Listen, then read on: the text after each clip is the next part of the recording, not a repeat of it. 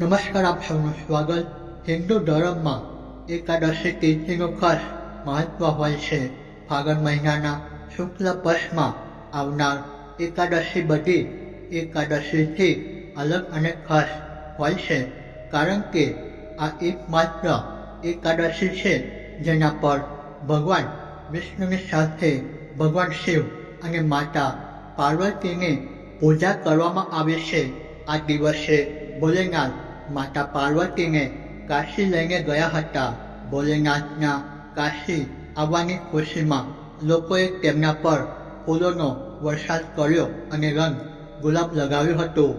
માટે કાશી અને અમુક જગ્યાઓ પર તેને રંગભરી એકાદશી પણ કહેવામાં આવે છે. ત્યારે છે આમલકી એકાદશી. તો દોસ્તો, બન્યા રહેજો, સંપૂર્ણ માહિતી તમને વિડીયો દ્વારા મળતી રહેશે.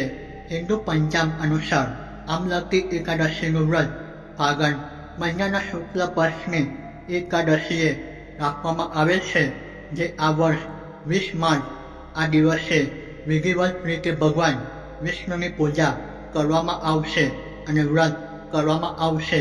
એવામાં જાણો, આમલકી એકાદશીના દિવસે શું ખાવું અને શું ન ખાવું જોઈએ. આમલકી એકાદશી વ્રતમાં શું ખાવું જોઈએ.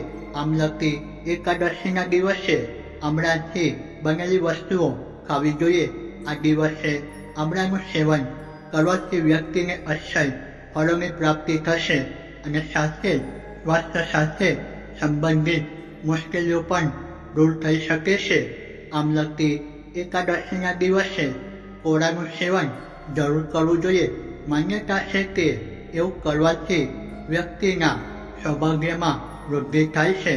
આમલકી એકાદશીના દિવસે શક્કરિયાનું સેવન કરવું પણ ફાયદાકારક સાબિત થઈ શકે છે. માટે આ દિવસે આમલકી એકાદશી પર શક્કરિયાનું સેવન કરો. આમલકી એકાદશીના દિવસે નારિયેળનું સેવન જરૂર કરવું જોઈએ. એવી માન્યતા છે, તેનાથી માતા લક્ષ્મીની કૃપા બની રહેશે.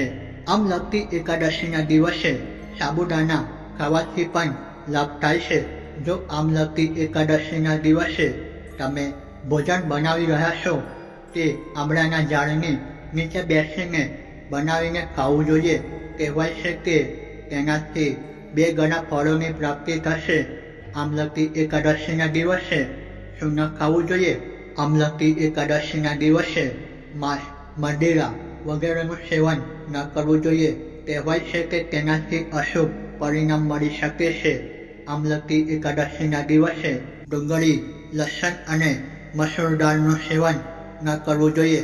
આમલકી એકાદશીના દિવસે શલજમ, કોબી અને પાલક ન ખાવા જોઈએ. એવું કહેવાય છે કે તેનાથી નુકસાન થઈ શકે છે. આમલકી એકાદશીના દિવસે મીઠા પાનનું સેવન ન કરવું જોઈએ. આવું કરવાથી વ્યક્તિને શુભ પરિણામ નથી મળતા. તો આજની વિડીયોની અંદર અહીંયા સુધી. વિડીયો પસંદ આવ્યો હોય તો વિડીયોને લાઈક કરી ચેનલ સબસ્ક્રાઈબ કરી શકો છો. અહીંયા સુધી વિડીયો જોવા બદલ તમારો ખૂબ ખૂબ આભાર. જય હિન્દ, જય ભારત.